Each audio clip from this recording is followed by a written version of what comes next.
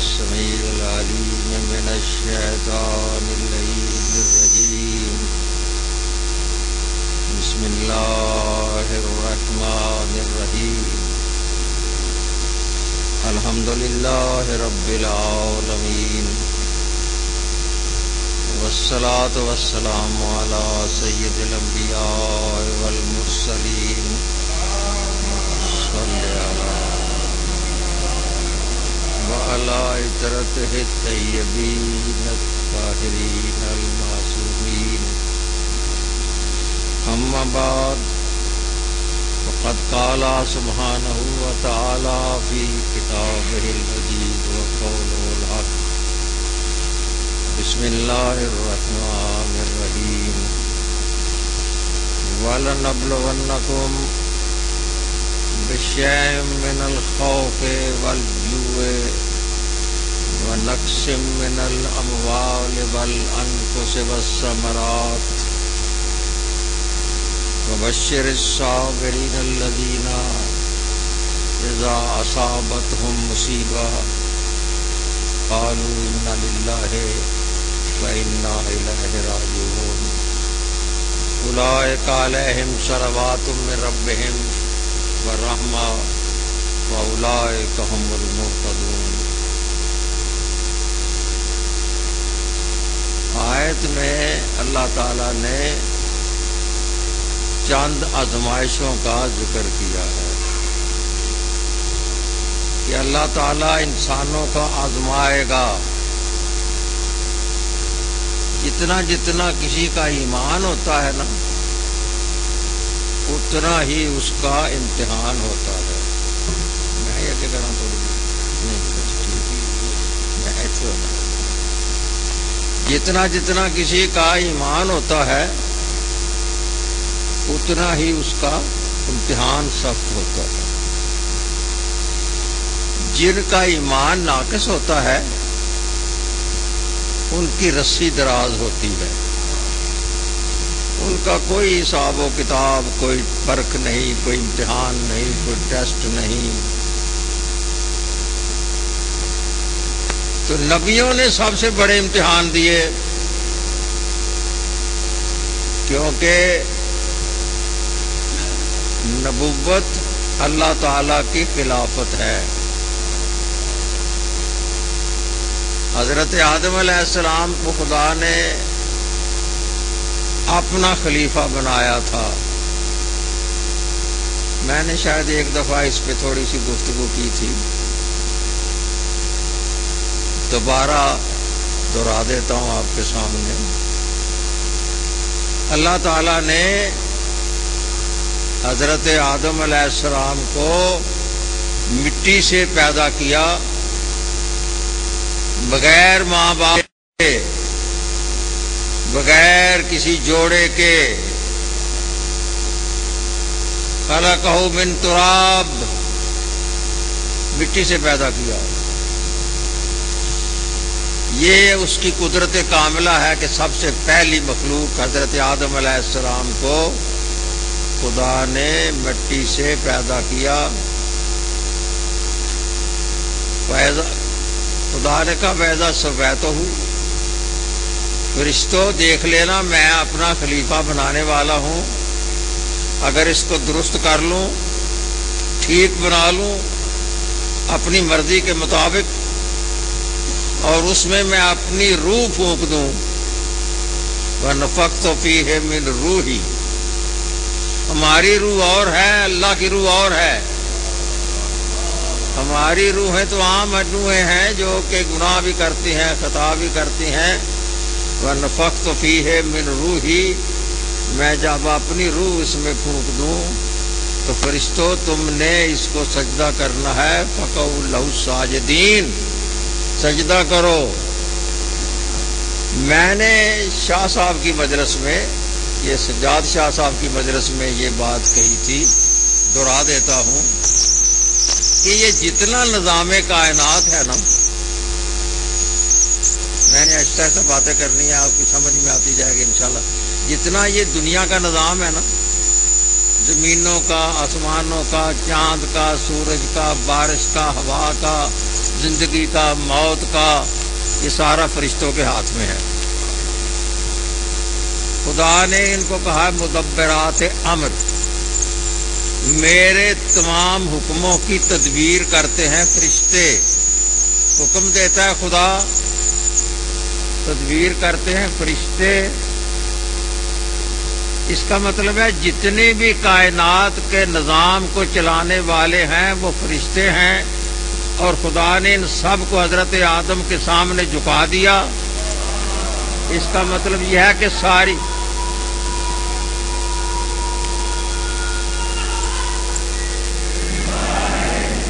یعنی ساری کائنات کا جتنا نظام ہے اس کو جھکا دیا اپنے خلیفہ کے سامنے۔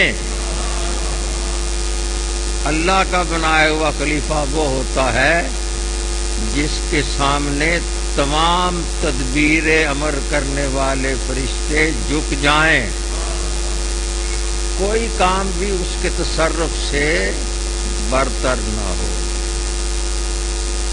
یہ ہے اس کی خلافت۔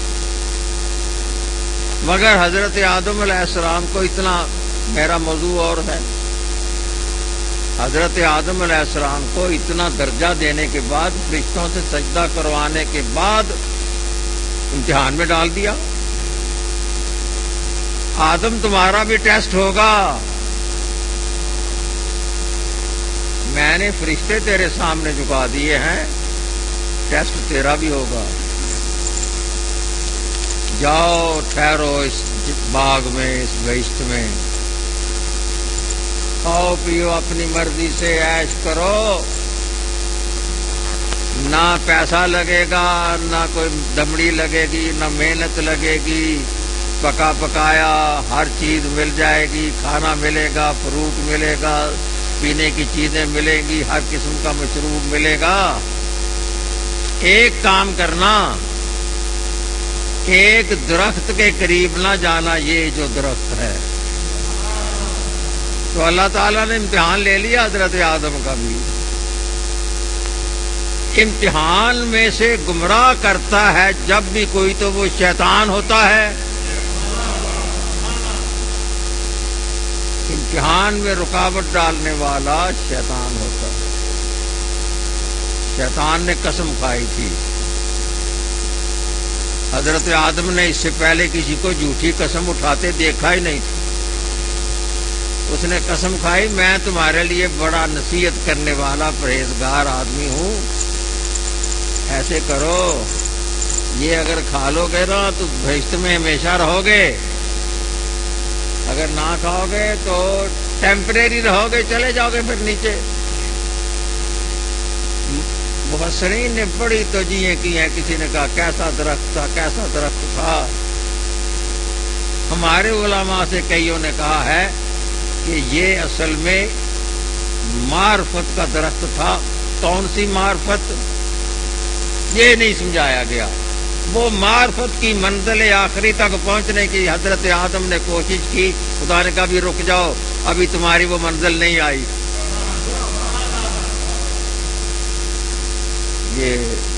یہ منزل آ گئی، حضرت آدم پر امتحان ہو گیا۔ میں نے کہا ہر چیز کا امتحان ہونا ہے، لَنَبْلُوَنَّكُمْ بِشَيْءٍ مِّنَ الْخَوْفِ، خوف میں بھی آزمانا ہے، وَالْجُوعِ اور بھوک سے بھی آزمانا ہے، وَنَقْصٍ مِّنَ الْأَمْوَالِ مال کے نقصان سے بھی آزمانا ہے، وَالْأَنفُسِ جانوں کے نقصان سے بھی خدا کہتا ہے میں آزماؤں گا، پھلوں کے نقصان سے آزماؤں گا۔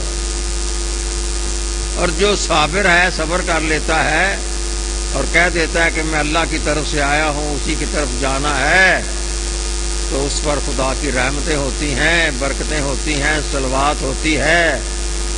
تو یہ امتحان جو ہے، میں نے کہا جتنا درجہ بلند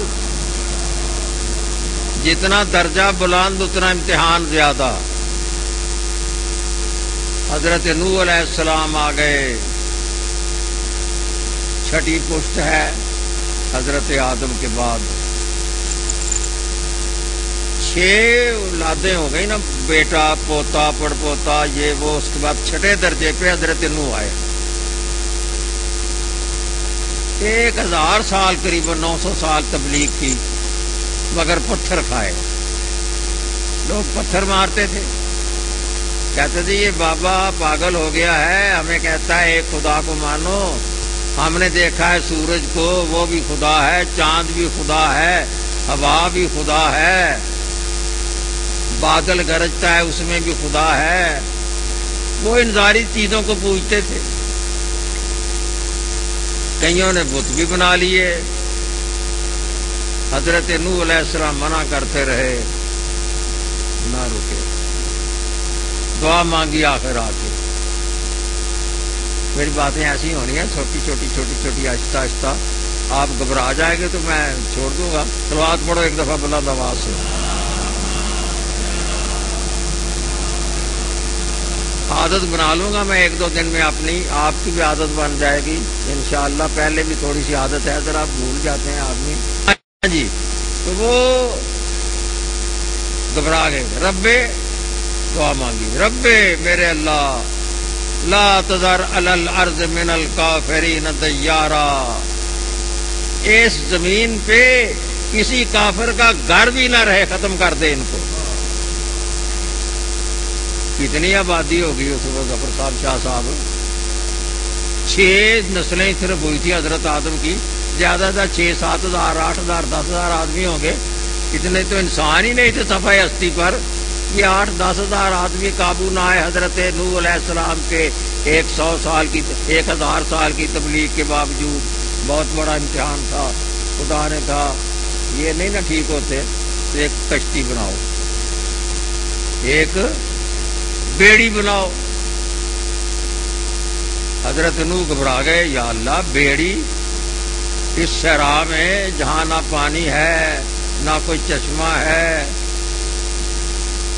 خدا نے کہا وَاصْنَعِ الْفُلْكَ بِأَعْيُنِنَا وَوَحْيِنَا، کشتی بناؤ میری آنکھوں کے سامنے اور بناؤ میری وحی کے مطابق۔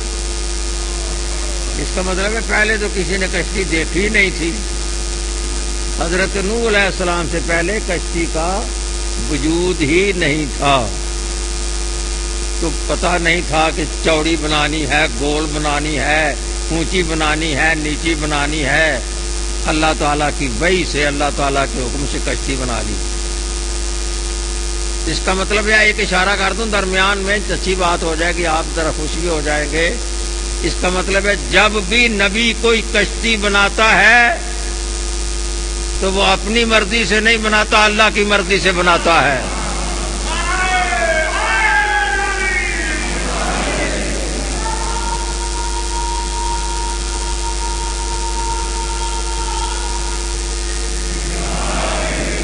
اپنی مرضی سے تو کشتی نہیں بنا سکتا، اپنی مرضی سے تو کشتی نہیں بنا سکتا۔ وَاصْنَعِ الْفُلْكَ بِأَعْيُنِنَا وَوَحْيِنَا، ہماری وحی سے کشتی بناؤ۔ تو جب وحی کے بغیر کشتی نہیں بنتی تو وحی کے بغیر نائب رسول کیسے بن سکتا ہے؟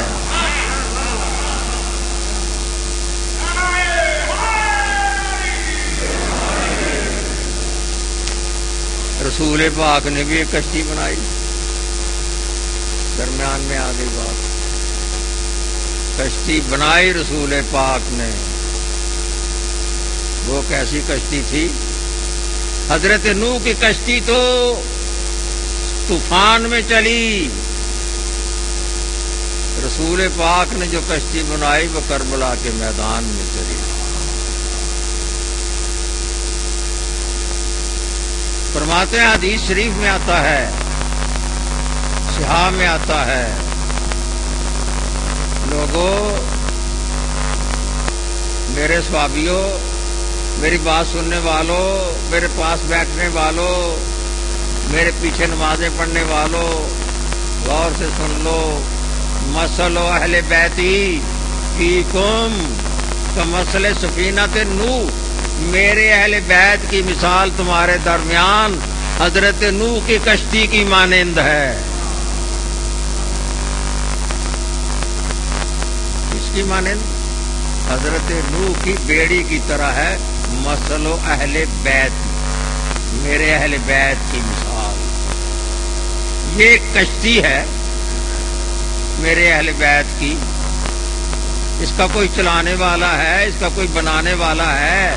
بنانے والے ہیں محمد مصطفیٰ، چلانے والے ہیں علی مرتضیٰ، صاحبان کرنے والی ہیں جناب فاطمۃ الزہرا، چپو چلانے والے ہیں حسنین شریفین۔ کہا یہ کشتی میں نے بنائی ہے، من رکبہا نجا، جو اس کشتی میں بیٹھ گیا اس کی نجات ہے۔ سیدھی سے لفظ، سادہ سے لفظ، من رکبہا، جو چڑھ کے اس میں بیٹھ گیا نجات پا جائے گا۔ یا رسول اللہ جو نہ بیٹھا، من تخلف عنہا، فرمایا جو اس بیڑی سے رہ گیا نا، غرق، صرف غرق ہی نہیں ہوگا، بہوا اور برباد بھی ہو جائے گا۔ اس کا مطلب ہے بربادی سے بچنا ہے، نجات حاصل کرنی ہے۔ ایک بیڑی حضرت نوح نے بنائی تھی، ایک بیڑی حضرت محمد مصطفیٰ نے بنائی تھی۔ اس بیڑی میں حضرت نوح کا بیٹا نہیں بیٹھا، سنا ہوا ہے نا آپ نے، کنعان اس کا نام، بیڑی میں نہیں بیٹھا۔ بعض بیٹے ایسے ہوتے ہیں وہ کہتے ہیں ابا تو بہت کاریگر ہے، میں تیرنا بہت پڑھے ہیں، ابا تو صرف ڈنگر چاہ رہے نہیں، میں ایم ایس سی پاس کی ہے جی۔ وہ اس قسم کا تھا جو باپ کا نافرمان۔ اس نے کہا بیٹھک جتنے جی چاہے کشتی میں بٹھا لو، میں نے تیری کشتی میں نہیں بیٹھنا۔ کہاں جاؤ گے؟ میں اس جودی پہاڑ پہ چڑھ جاؤں گا، وہاں تک تو نہیں نا پانی آنے والا، کیونکہ پانی تو آسمان سے بھی گر رہا تھا، زمین سے ہی پانی نکل رہا تھا۔ فَفَتَحْنَا أَبْوَابَ السَّمَاءِ بِمَاءٍ مُنْهَمِرٍ، قرآن کہتا ہے ہم نے آسمان کے دروازے کھول دیے تھے اور پانی اس طرح سے گرتا تھا جیسے نہریں گرتی ہیں، اور تنور سے پانی نکلتا تھا، تنور سے۔ نہ بیٹھے، محبت پدری غالب آئی، یا اللہ تو نے تو وعدہ کیا تھا تیرے اہل کو بچاؤں گا، یہ میرا بیٹا ہے، میری اہل میں سے ہے، میری اولاد ہے، یہ ڈوب رہا ہے، اس کو بچا دے، اس کے دل میں کوئی محبت پیدا کر دے، یہ میرے قریب آ جائے۔ خدا نے جواب دیا نو گھبرا نہیں، انہ لیس من اہلک، یہ تیرے اہل میں سے نہیں ہے، انہ عمل غیر صالح، اس کا ایک عمل جو ہے وہ اچھا نہیں، اس کا ایک عمل اچھا نہ ہو، حضرت نوح کی اہل نہیں ہو سکتا، جس کا ایک عمل ناقص ہو وہ حضرت نوح کا اہل نہیں ہو سکتا۔ تو آل محمد وہ ہوں گے جو پیدا ہونے سے لے کر مرنے تک کسی قسم کی کوئی خطا نہ کرے۔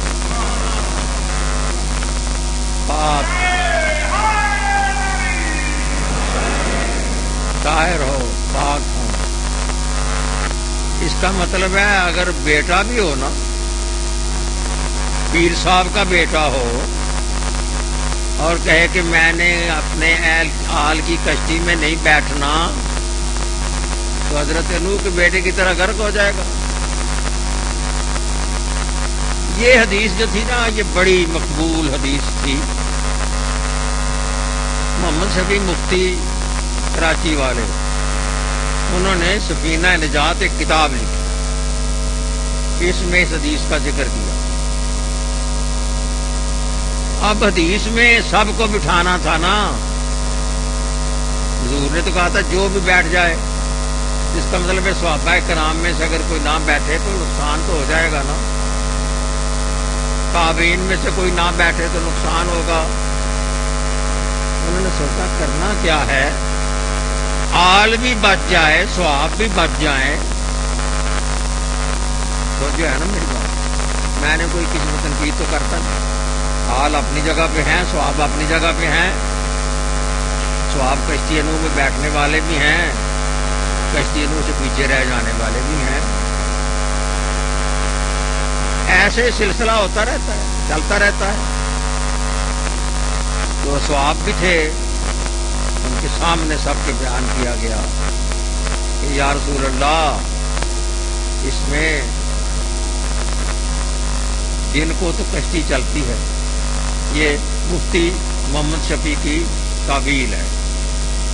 तो रसूल पाक की कश्ती जो थी ना, जो बनाई थी, वो दिन को तो चलती थी, तो रोशनी होती है, सूरज का पता चलता है इधर से निकला है, इधर को गुरूब होगा। रास्ता मालूम करने के लिए समुंदर से कोई पिंड तो नहीं ना होता, पता लग जाए भी फलाने पासे जेसरवाड़ है तो फलाने पासे लुधियान है। इसलिए वहां तो रास्ता मालूम करने के लिए कोई निशानियां होनी चाहिए। सूरज से, चांद से पता चलता है कि ये मशरक है, ये मगरब है, ये शुमाल है, ये जनूब है, लहंदा है, चढ़ता है, दक्षिण है, पहाड़ है, ये पता तो चलता है। मगर सूरज ना हो, मुफ्ती मोहम्मद शफी कहते हैं, जब सूरज ना हो तो फिर अहल बैत की कश्ती क्या करेगी? तो रात हो जाएगी, तो रात को सितारों का सहारा लेना पड़ेगा। फिर उन्होंने एक हदीस जोड़ दी यहाँ पर, फरमाया कि रसूल पाक ने फरमाया, स्वाबी का नजूम, मेरे स्वाबी सितारों की मानिंद हैं। तो इसलिए जो स्वाबी सितारों की मानिंद हैं, इसलिए आले बैत की कश्ती निजात हासिल करने के लिए सितारों का सहारा लेगी। यानी आल की बचा लिया, स्वाब भी बचा लिए, आल को भी बचा गए, स्वाब को भी बचा गए। मगर खुदा ताला ने कहा, देखो रसूल पाक ने कहा है, मेरे अहले बैत की मिसाल आम कश्ती जैसी नहीं। कौन सी कश्ती की तरह है? नूह की कश्ती की तरह है।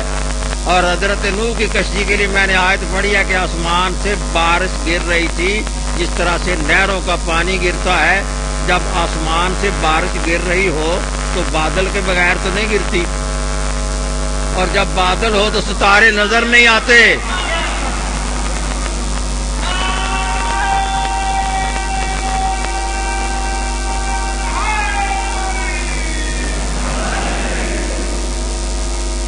बारिश हो तो बादल होता है, बादल हो तो सितारे नजर नहीं आते। जब तारे नजर नहीं आते तो इसका मतलब यह, अगर हजरत नूह की कश्ती सितारों की मोहताज नहीं, तो आले मोहम्मद की कश्ती भी किसी सितारे की मोहताज नहीं है। हजरत नूह का भी इम्तिहान हो गया। मैंने पता नहीं कितना पढ़ना है, मुझे इतना भी नहीं पता। दरूद पढ़ दे एक दफा, थोड़ा सा दरूद पढ़ दो।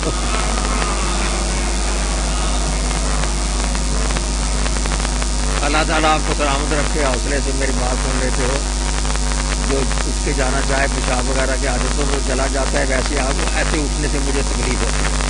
आप इत्मीनान से बैठे, मेरी बातें रूखी सूखी जैसी हैं सुन लें, उसके बाद आप और उलमा की जाकरीन की बातें सुनेंगे। हजरत नूह का भी इम्तिहान हुआ, इम्तिहान की बात है। फिर हजरत इब्राहिम का दौर आ गया। बड़े उलिल अज़्म नबी जद्द अंबिया। मैं एक बात कह दूं आपको, साथ मालूमात मैं जरूर देना चाहता हूं, बाकी इत्यामा आप सबको पता चल जाए। हजरत इब्राहिम अलैहिस्सलाम की औलाद के अलावा और कोई नबी क़यामत तक नहीं हुआ। हजरत इब्राहिम अलैहिस्सलाम की औलाद के अलावा क़यामत तक और कोई नबी नहीं हुआ। तो नस्लें चली थी, हजरत इसहाक से हजरत इस्माईल अलैहिस्सलाम, हजरत इसहाक से चलती चलती नस्ल हजरत ईसा इब्न मरियम तक आके खत्म हो गई है। हजरत इस्माईल अलैहिस्सलाम की नस्ल से सबसे पहले मोहम्मद मुस्तफा नबी हुए। जद्दे अंबिया हैं, जद्दे अंबिया, अंबिया के दादा हैं। ये तो फिर बताऊंगा कैसे कैसे इम्तिहान हुआ। एक इम्तिहान तो बहुत बड़ा था, ये बुतों को तोड़ा। चचा के घर रहते थे, बाप फौत हो गए थे, बाप का नाम तारिक था, تے الف رے اور ہے بھی ہے، کبھی نقطہ لگا دیتے ہیں مورخ تو کبھی نہیں لگاتے، تاریخ پڑھتے ہیں کبھی تاریخ پڑھتے ہیں۔ چاچا کا نام قرآن میں ذکر ہے، آذر کہتے ہیں جی اب آیا ہے، اب قرآن میں باپ کے لیے بھی آتا ہے، چچا کے لیے بھی آتا ہے، دادا کے لیے بھی آتا ہے، تینوں الفاظ قرآن میں استعمال ہوتے ہیں۔ آذر کے پاس تھے، وہ بت خانے کا منتظم تھا، محتمم تھا، بت وہاں بڑے بڑے لکڑی کے بنا کے رکھے تھے، لکڑی کے اور کئی چیزوں کے۔ حضرت ابراہیم علیہ السلام نے یہ سارے کہیں میلے پہ گئے، کوئی میلہ ہوگا ان کا، وہاں گئے، حضرت ابراہیم علیہ السلام کو موقع ملا، یہ چلے گئے وہاں بت خانے میں، جا کے ان سے پوچھا کو بات کرتے ہو، بولتے ہو، چالتے ہو، کھاتے ہو، پیتے ہو؟ وہ تو گمسم سے پتھر لکڑی پکڑا، ایک کہاڑا، جب جو کچھ کہاڑا پکڑا، ایک کتوڑا، دو کتوڑا، تین کتوڑا، چار کتوڑا، اور توڑتے گئے اور ایک ایک کندھے پہ اپنا رکھ دیا، تو کہاڑا یا جو کچھ بھی تھا۔ میلے سے واپس آئے، آگے دیکھا کہ سارے معبود، سارے رب کٹے پڑے ہیں، بڑے سوچا کس نے کیا ہوگا؟ لوگوں نے کہا ہے وہ نوجوان لڑکا جو نا آذر کے گھر میں رہتا ہے، آذر کا بھتیجا ابراہیم، وہ نہیں آتا تھا مندر میں، یہ ساری کرتوت ابراہیم کی ہوگی، بلا لو ابراہیم کو۔ آ گئے پنچایت میں ابراہیم، ابراہیم تم نے یہ کام کیا ہے؟ حضرت ابراہیم نے کہا اگر یہ بات کرتے ہیں نا، بول سکتے ہیں تو ان سے پوچھ لو، اس کے بڑے سے پوچھ لو، اگر یہ بات کر سکتے ہیں تو بڑے سے پوچھ لو کہ اس نے کیا کیا ہے۔ وہ کہنے لگے بات تو یہ کرتے نہیں، کہا نہ چیختے ہیں، نہ چلاتے ہیں، نہ روتے ہیں، بات نہیں کرتے تو پھر ان کی عبادت کیوں کرتے ہو؟ انہوں نے کہا بات یہ ہے کہ تم نے ہمارا بڑا نقصان کر دیا ہے، اس کو اپنے وقت کے بادشاہ کے سامنے پیش کر دو۔ وہ نمرود تھا، بابل کا بادشاہ۔ انہوں نے کہا اس نے تو بہت زیادتی کی ہے، سارے علاقے کی لکڑیاں اکٹھیاں کر لو اور ایک بہت بڑا آتش کدہ بنا دو اور اس میں اس کو ڈال دو ابراہیم کو۔ ایسے بڑی لکڑیاں اکٹھی کی گئی، بہت سی لکڑی، جلا دی آگ۔ اتنی آگ تیز تھی کہ کوئی آدمی آگ کے قریب 100 فٹ بھی نہیں جا سکتا تھا۔ امام باڑے کے دروازے سے لے قریب جا کے اتنی دور تھا بھی اگر وہاں آگ جل رہی ہو سڑک پر تو یہاں سے آدمی وہاں تک نہیں جا سکتا تھا، اتنی تیز آگ تھی۔ انہوں نے سوچا کہ پھینکنا بھی ہے، وہ ایک منجنیق اس کو لفظ کہتے ہیں، ایسے اس میں ڈالنا، ایسے پیچھے سے دبانا، ایسے زور سے پھینکنا، جیسے غلیل میں غلیلا پھینکا جاتا ہے، اس طریقے سے ایک منجنیق بنائی، اس میں ابراہیم کو بٹھایا۔ منجنیق پہلے اوپر جاتی ہے، پھر اس نے آگے جا کے دھکا دینا ہوتا ہے، اوپر منجنیق گئی تو جبرائیل آ گئے۔ جبرائیل نے آ کے کہا ابراہیم تم نے بڑے نیک کام کیے ہیں، میں بچا لوں؟ کہا اپنی مرضی سے آئے ہو یا اس نے بھیجا ہے؟ کہا نہیں میں اپنی مرضی سے آیا ہوں۔ کہا کہ یہ میرا اور اس کا معاملہ ہے، تم درمیان سے ہٹ جاؤ، یہ میرا اور خدا کا معاملہ ہے، تم درمیان سے ہٹ جاؤ۔ بے خطر کود پڑا آتش نمرود میں، محبت تھی، محبت لے کے گئے تھے، جس کے لیے میں نے یہ کام کیا ہے وہ خود بچائے گا۔ خدا نے آگ کو حکم دے دیا ساتھ ہی، یا نارو، سب سے پہلے میرے غور طلب جملہ ہے، بڑا پیارا جملہ، اللہ تعالیٰ نے آگ سے خطاب کیا ہے، آگ سے خطاب کیا ہے، وہ کسی سے بات نہیں کرتا، آگ سے خطاب کیا کیونکہ آگ کو اس نے گلزار بنانا تھا۔ یا نار کونی بردن، اے آگ ٹھنڈی ہو جا، والسلام और सलामती हो जाए इब्राहिम। काफी वक्त के बाद आग ठंडी हुई। उन्होंने कहा चलो इसकी हड्डियां इकट्ठी कर ले। जाके देखा वो आग नहीं थी, गुलजार था। उसमें एक बहुत बड़ा तख्त बना था, उसमें इब्राहिम बैठे थे। सबकी नजरें झुक गईं। इब्राहिम ने मुनासिब समझा कि ये जगह अब रहने के काबिल नहीं, मिस्र की तरफ रुख कर लिया।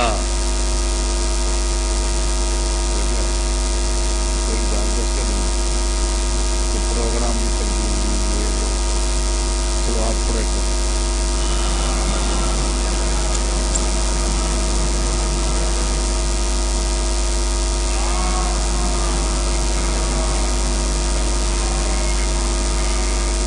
नवी गल्लां तुहानूं सुनानियां ने, शायद कभी ना ही सुनिया, क्योंकि हमारी ज़ाकरी महदूद होती है महदूद।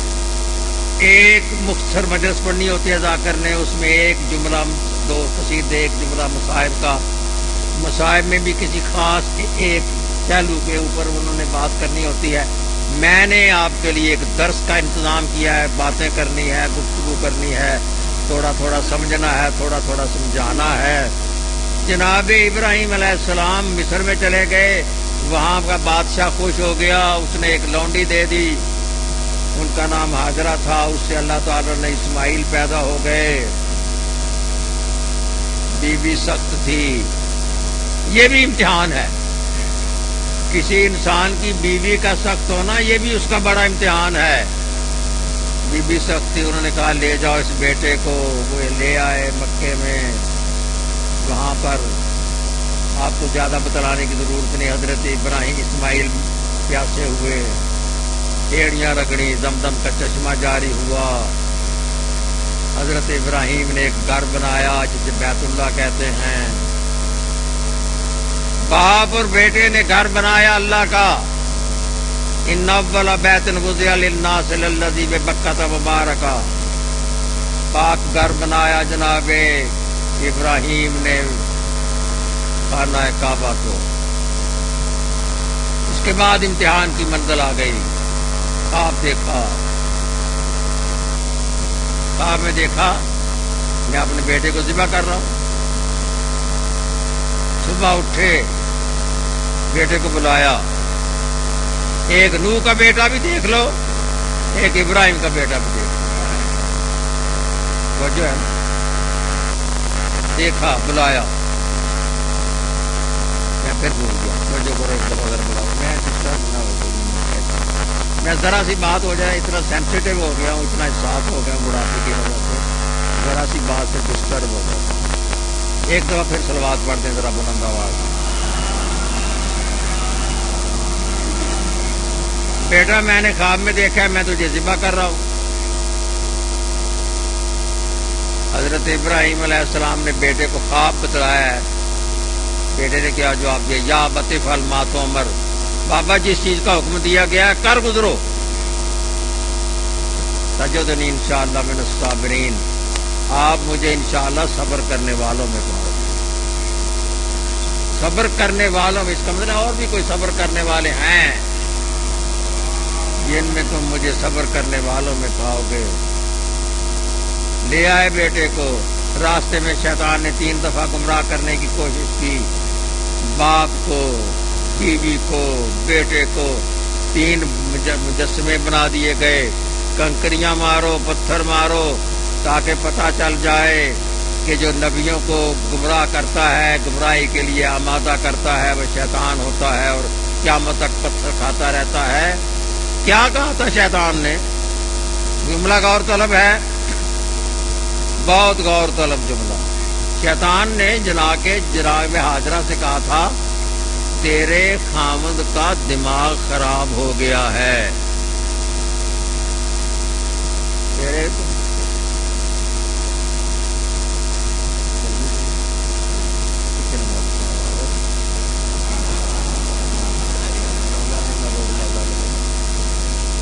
मैं जल्दी कर दूंगा क्योंकि मेरे बड़े अजीज हैं, ताजदीन साहब के बेटे हैं। मेरी ताजदीन साहब के साथ बड़ी पुरानी दोस्ती, یہ شاید اگر کبیرہ پتا ہوگا سب کی دوستی ہے. تو یہ درمیان میں میرا وقفہ آ گیا تھوڑا سا. توجہ کرو گے؟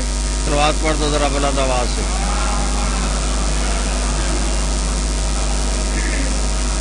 نبی کی بیوی سے کہنے لگا شیطان کہ تیرے باپ کا دماغ خراب ہو گیا ہے. انہوں نے کہا لا حول ولا قوت. جو نبی کے دماغ کو کہہ کے خراب ہو گیا وہ شیطان نہیں ہوتا تو اور کیا ہوتا.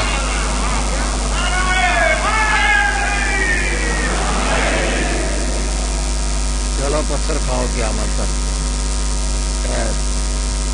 کہیں بیٹے کو کہا, کہیں ابراہیم کو کہا ابراہیم یہ کیا کر رہے ہو, خواب کیا حال ہوتا ہے. بٹھایا, ماتھا نیچے رکھا, آنکھوں پہ پٹی باندھی, بیٹے کے ہاتھ پاؤں باندھے, چھری تیز ساتھ لے کے آئے تھے, رسی لے کے آئے تھے.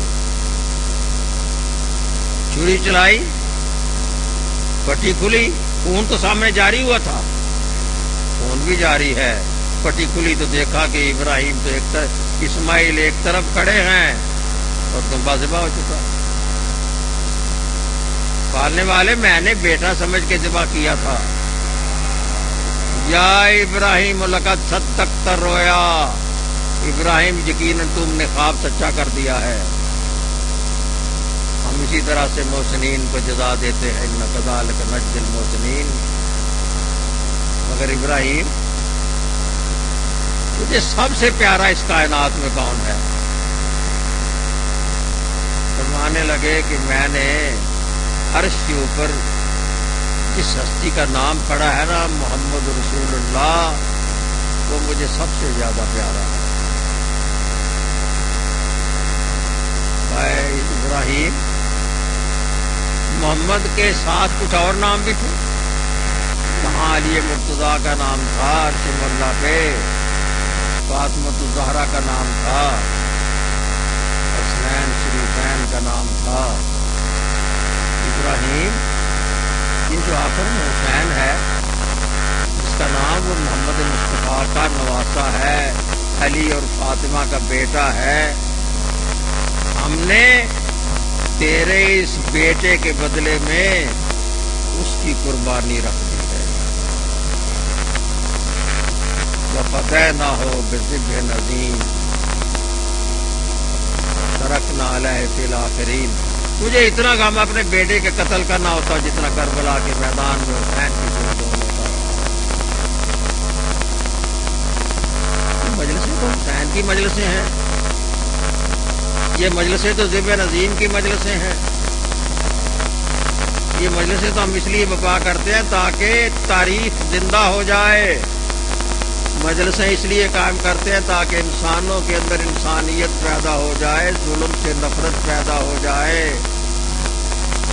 والدین کی اطاعت کرے بیٹے, باپ شفقت کرے اولاد پر.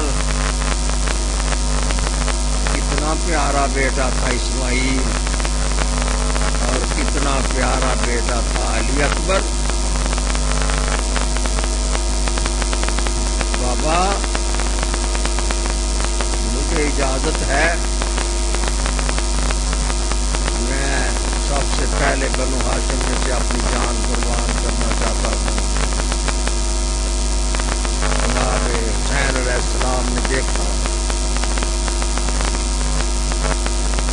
بیٹے نے جنگی سامان اپنے جسم کے ساتھ زیب تن کیا ہوا ہے. بیٹا ماں سے اجازت لے لی.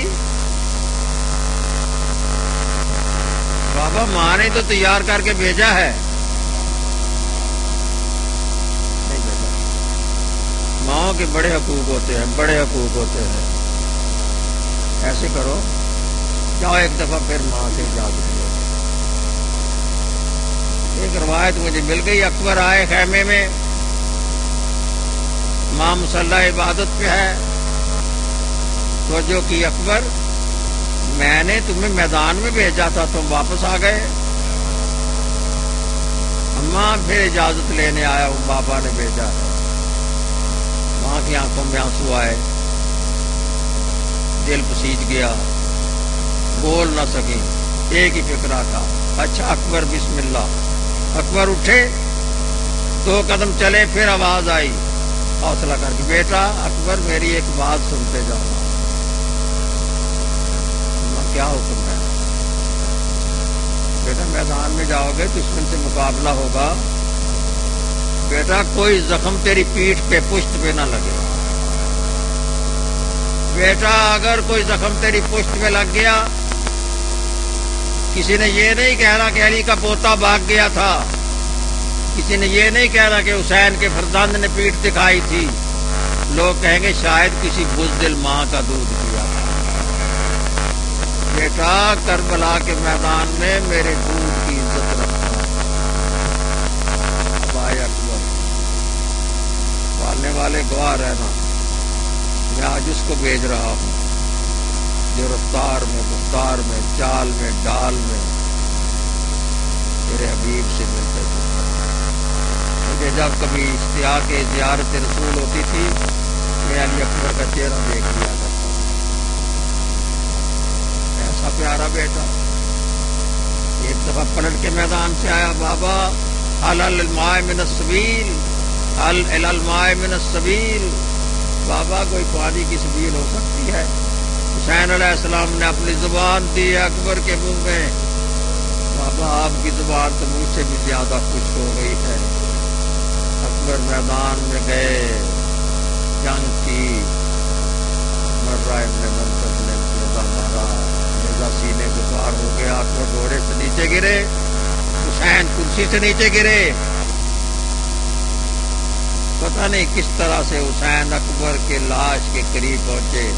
बाद रवायत में बुला लिया अकबर कासम को, आ जाओ कासम, आ जाओ न मोहम्मद, आ जाओ अब्बास, उठा लो लाशा अली अकबर का। अकबर का लाशा उठा के करीब ले आए ख़याम के। बीबियों के लिए एक रात लगा दी, बीबियों अकबर की ज़ियारत कर लो। आ गई बीबियां, आ गई बीबियां।